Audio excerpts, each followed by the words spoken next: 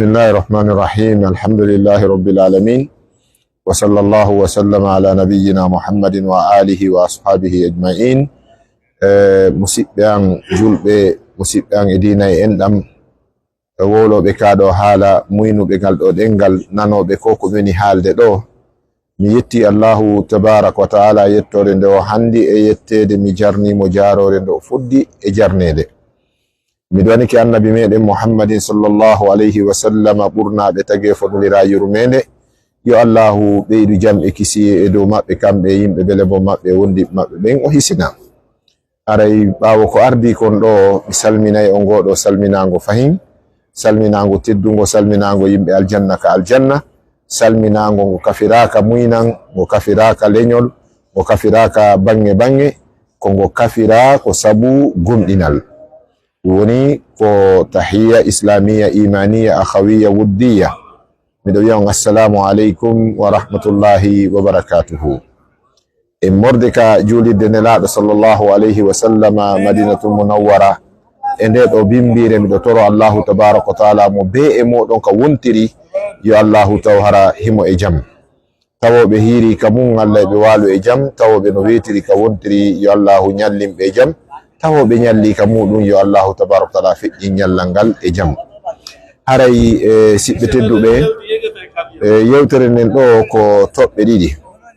tobbere aranere den ko wonande neddo hewtudo e nder do sare Madinatul Munawwara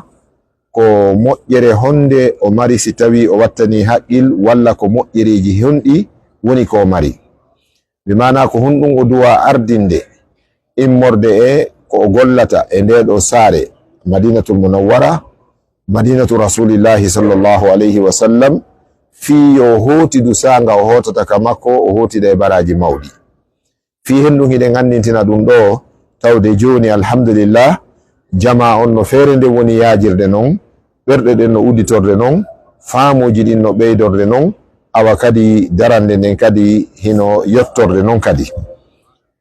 umra on jama on no arde moƴƴa ino arde ka sumayeje hino arde kadi ko wona ka sumayeje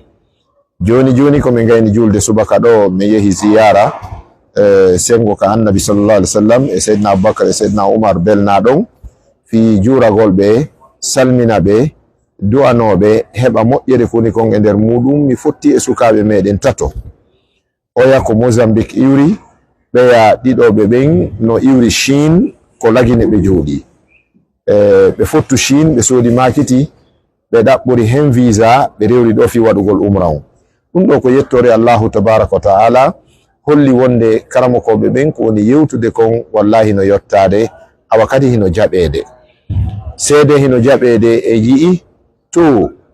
de Guinée nombre Guinée en ko ari kon umra e nduɗo sumayeru ɗo e wiya leyɗe kawtalje meɗen den ɗon wowunoɓe ɓurde yimɓe ɓen ala e ngal ɗo ko yi'a kon ka kene statistique ouverte ɓurɓe en donc tindini wonde haray jama on hino famude jama on hino wakkilanade yo Allahu tabaraka taala lontin ka jawle ɗen ɗetta ɗon yo Allahu tabaraka taala waɗu barke e ko heeɓi kon ɓe ala ɓen kadi Allah yanñamɓe feere ɗen heɓuɓe feere tawa ɓerɗe mum wugganaki taw wugginari ɓe argol golla ɗe ɗo golle yo Allahu tabaraka taala newnan ɓe argol golla golle ɗen haray sengo Madina ɗo eɗen geli nde ɗo saare ko nde ɗo woni saare annabijo on sallallahu alayhi wa sallam nde ɓe wuuri nden e muɗum ɓaawo firgu jibinede maɓɓe ko Makkatal Mukarrama ɓaawo ɓe jibinama Makka ɓe woni ɗon ha ɓe dañi duuɓi 40 wahayi on ariɓe waɗede annabajo waɗede nulaɗo e dendangal windere nden ɓe ɓangi fi yottingol dina kan ɓe fuɗɗoro yimɓe Makka ɓen taw wono Qur'ana wiri non wa anzir ashiratakal aqrabin jirtin e ɓeɗo siɓɓe maɗa ɓadodiraɓe maɗa jeyodiraɓe maɗa Allahu tabaraka taala yamiriɓe ɗum ɗon yamiriɓe kadi fasda bima tu'mar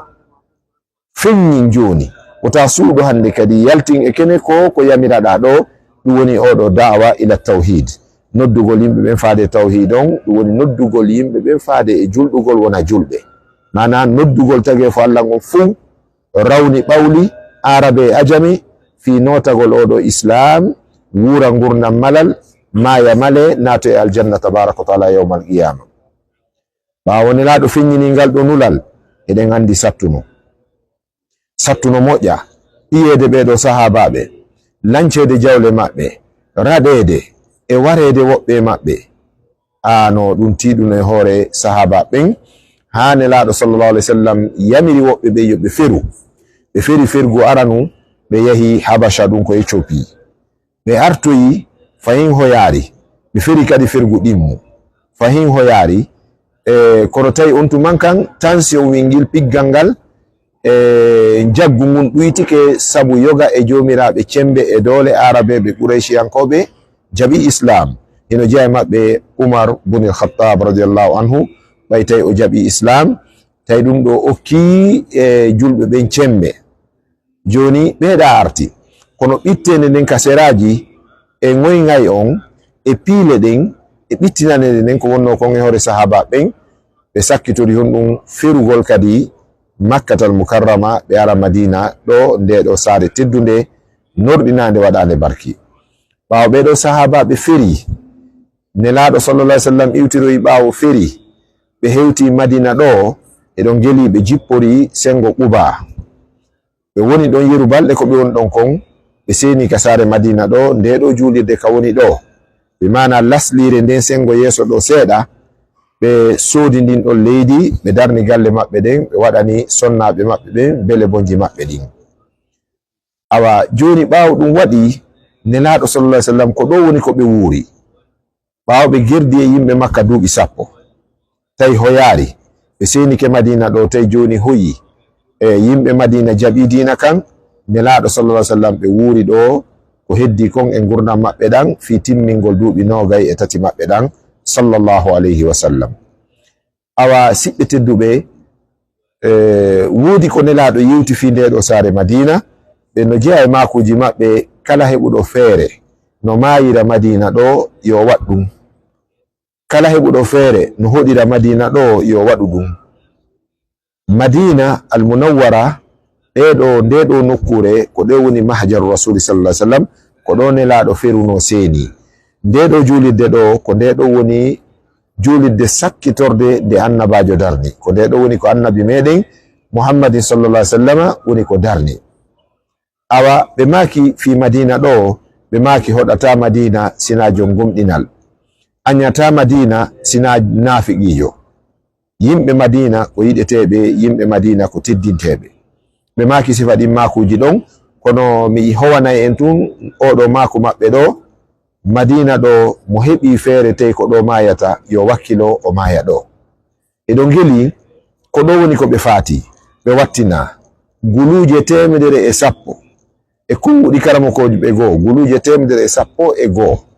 ko wiyete 111,000 compagnon heno beli ka berɗe baqiɗo ka sengo nano kam woni sapporde ɗo julide nden ɗo wonande fewtuɗo qibla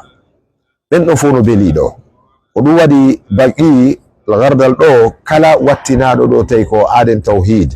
mo shirkanta Allah wona o yawiɗo nelaɗo sallallahu alaihi wasallam sikke wo ala haray ko yimɓe aljanna o jeeya.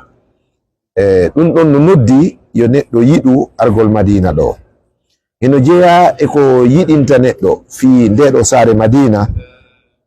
nder ndeɗo julirde almasjidu nabawi o wiyete kon hurum mayre on kon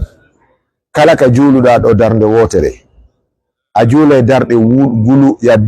wulure mi mana a juulay darɗe wulure kala ka juuluɗa e hoore leydi Allah ni fiya heɓu baraji fotayɗi e darnde ma wotere nde juulɗa ɗo jaɓanaɗa. Ko ɓuri ndeɗo julirde wo, ko ɓuri ndeɗo nokkure wo ko suudu Allah hormanteru ɗum Makka ɗum woni masjidul haram on Makka. Mo juuli Makka darde wotere o juulay darɗe guluje 100 kala ka o juuliri adna Allah fi yo heɓu baraji fotayɗi e nden darde ɗo so tawi o jaɓanama nde fi yo heɓu baraji fotayɗi e darde nde o juuli ka masjidu nabawi Madina ɗo o jaɓana o juulay darɗe wulure kala ka o juuli adna Allah o yi ɗum ɗo kadi ko ɓural go kadi mawlanangal. Ko ɗum waɗi sengo Madina ɗo ko juliddaje ɗiɗi woni ko neɗɗo hani wattande haqqile muɗum o juurode o hewta nde ɗo julide masjidu nabawi o juula e mayre yeru ko Allahu tabaraka taala moyani mo wo darde makko wotere baraji mum no fota e darɗe wulure ko juuli nokkugo ko wona ɗo on tigi wattana haqqil kadi so hewti Madina ɗo hewtugol ka wiyete Quba ɗon masjid Quba nde ɗo nokkure ko nden ɗon woni awwalu masjidin ussisa ala taqwa no Allah wiri en non ko nde ɗo woni julidde adade darnede ka hoore leydi Allah ɗo e dow kulol Allah sabu ɗon geli masjidul haram on Makka nden wona merere ko malaika ɓe woni ko darnide arande lawol annabi Nuhu heɗintini nelaɓe annabaɓe heɗintini han Allahu tabaraka taala yamiri annabi Ibrahima e geɗal mum on Ismailu yoɓe arɓe wattitonde ɓe heɗintinonde ɓe yaltina sanamo e mayre ɓe yaltina majjere e mayre ɓe laɓɓinanande ɓe yimɓe jiyaɓe Allah yo Allah waɗen e maɓɓe Allah wi wa an tahhira baytiya littaifina wal akifina wa rukka sujud nden ɗo julide ɗe ganni ngal ɗo ɓural hinde jogiiɗo nden ngal ɗo ɓural si iwi e mayre ko nde ɗo nde masjidu nabawi ɗo darde ma wotere ɗo ko darde wulure woni ko eɓɓidirte walla hino ɓuri darde wulure moƴƴude si iwi e nde ɗo ko nde masjidu Quba noon ko Madina ɗo ka woɗɗa hay seeɗa masjidu nabawi on ɗo nelaɗo ɓe jam'i kisiwne muɗum maki mo laɓɓintinike ka bele bom mum bimana ka hotel mum ma ka werde mum ma ka jippori ɗon o immike o yahi Quba o juuli ka masjidu Quba ɗon darɗe ɗiɗi o wa'ay wa waɗɗo umra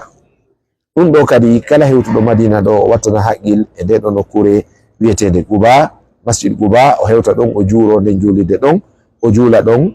haysi ko darɗe ɗiɗi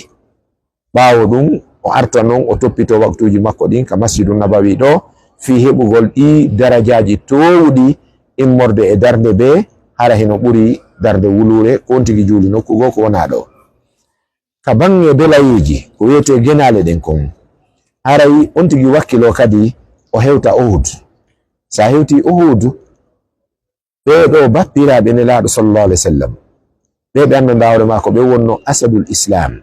gayuri islam ɗin kaɓe sahimbina ɗon Uhud nyande nde hare mawnde hare nde Allahu tabaraka wa taala jarribori julɓe ɓen sahaba ɓen wara 90 sahaba wara Uhud ɗon bappa nelaɗo sallallahu alaihi wasallam maketeɓe Hamza ɓen hiɓe belna ɗon kamɓe oɗo as-safirul awwal premier ambassadeur jonka islam Mus'ab ibn Umair hiɓe belna ɗon nokku ngutum 90 e konguɗi karamokoɓe goo 90 e konguɗi karamokoɓe goo hino waɗa ɗon e fos commune nokku ngutum eɗen andi ɓeɗo ko shuhada'u Uhud yannoɓe shahidi ɓen martirɓe ɓen nyande Uhud ɓe wattinanomo be telerenka warira ɗon wonoyi duuɓi seeɗa e ɓaawo duuɓi yawti ndiyam molanaɗan ari nokkure nden ko joolol waɗi wa parawol ndiyam ɗan ari irti genale ɗen fayda tawi waɗi duuɓi 40 ɓen sahaba ɓe sahimbinanoɓe ɓaawo ndiyam ɗan irti genale maɓɓe ɗen yimɓe Madina ɓe yehi ƴeewugol ɓe tawnomo be maɓɓe ƴiiƴam muɗum ko barminano kon ka dagawal ngal ma ka conkewal ngal ma ka kaafa ka soppirnomo ɗon ƴiiƴam ɗan hino fumporde wasiko joni dans quelques secondes bi on tigi wara tayle waɗi duuɓi 40 ɗum ɗon are e konngol Abdullah ibn Jabir on tuman ɓe mooɓi ɓeɗo sahabaɓe ɗon ɓe naɓi ɓe e nden nokkure howande ɗon ɓe waɗi ɓe ɗon e fos commune bimana e yenade wotere ɓe surri ɓe hewtugol ɗon duwano ɓeɗo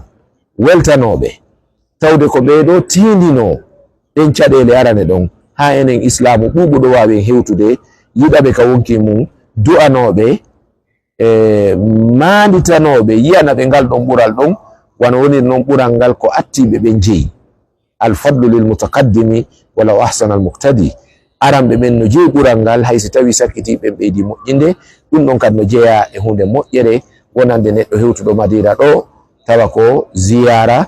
ka nder hajju ma ziyara ka nder umra hewtinimo Madina ɗo eɗon andi Madina ɗo ala ɗo hay nokku ka hajje ala ɗo hay nokku ka umra waɗete nde ɗo nokkure ko nokkure ziyara